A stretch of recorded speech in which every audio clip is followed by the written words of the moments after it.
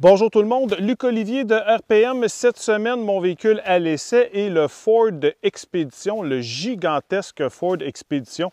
Vous le savez, c'est le plus gros VUS qui est offert dans la gamme Ford. Et pour l'année modèle 2022, on arrive avec plusieurs changements esthétiques, particulièrement au niveau de la devanture. Vous le voyez, l'ensemble des projecteurs à l'avant, les phares, sont maintenant entièrement au DL avec une nouvelle signature visuelle. Même chose au niveau de la grille de calandre qui a un tout nouvel aménagement. Et c'est encore plus le cas puisque j'ai une nouvelle version qui a été introduite évidemment à l'année modèle 2022 dans la gamme de l'Expedition. C'est la version Timberline. Et avec Timberline, on vise les activités un peu plus hors route. D'ailleurs, Ford nous dit que c'est l'Expedition qui a les plus hautes capacités hors route jamais produites sur ce véhicule-là. Qu'est-ce qu'on a fait au niveau des changements? Bien, esthétiquement parlant, à l'avant, on a une ligne orange dans la partie inférieure du pare-choc qui est légèrement différente des autres versions du modèle. On a aussi une grosse plaque de protection à l'avant, grise, très apparente, qui donne du tonus à l'avant du véhicule. Des jantes qui lui sont uniques de 18 pouces, chaussées sur des pneus de 32 pouces, évidemment dédiés au hors-route. Le modèle à l'essai est également équipé d'un marchepied, de même que des longerons de toit latéraux et transversaux.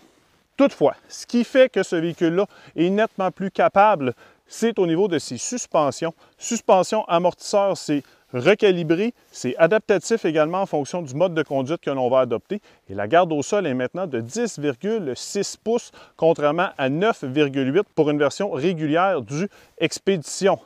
Véhicule aussi qui vise pratiquement la performance. On a la même motorisation que l'Expedition Stealth que Samuel Lessard a essayé un petit peu plus tôt sur RPM Web. Donc, c'est le même V6 3,5 litres biturbo compressé, mais dans sa version High Output. Donc, on parle de 440 chevaux, 510 livres-pieds de couple et évidemment, on est toujours couplé à une boîte automatique à 10 rapports. Pour cette version-là, on a à l'arrière un différentiel à glissement avec un rapport de pont 3,73. Maintenant, on a d'autres améliorations aussi, notamment au niveau de la cabine qui a été partiellement réaménagée, notamment avec l'écran maintenant de 12,4 pouces en option, il faut le savoir, dans cette version-là, qui est absolument géniale. C'est la dernière génération du système Sync, très efficace. Cabine aussi qui est extrêmement confortable pour plusieurs occupants. Je suis présentement dans la région de Stowe au Vermont en voyage de ski avec des amis et franchement, le véhicule a brillé de tous ses feux pour accomplir cette mission.